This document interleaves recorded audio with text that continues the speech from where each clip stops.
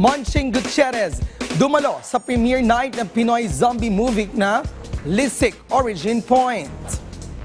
Dinagsan ng mga manonood ang premiere night ng Filipino action thriller movie na Lisik Origin Point sa isang mall sa Bulacan. Dito ipinakilala ang mga newest set na mga aktor at aktres na confident sa kanilang naging performance sa pelikula. Abang-abang po siya kasi una po sa lahat kami di pa po kami magaling na talagang professional po na nagsasabak sa pagka-artista.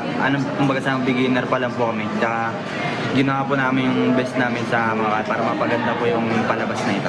Lumakad din sa red carpet ang mga direktor at producer kung saan ibinahagi nila ang naging proseso at kanilang mga pinagdaanan sa paggawa ng pelikula.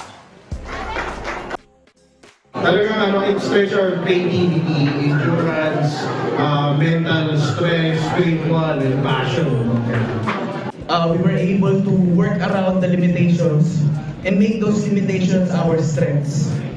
So yung limitations na weakness, the possible weakness namin sa shoot, naging strengths pa siya. Malaki rin ang tiwala na ibinigay ng producer na si Dominic Orlajo sa mga aktor na gumanap sa thriller movie dahil gusto raw niya bigyan ng pagkakataon ang mga ito ipakita ang kanilang mga kakayahan.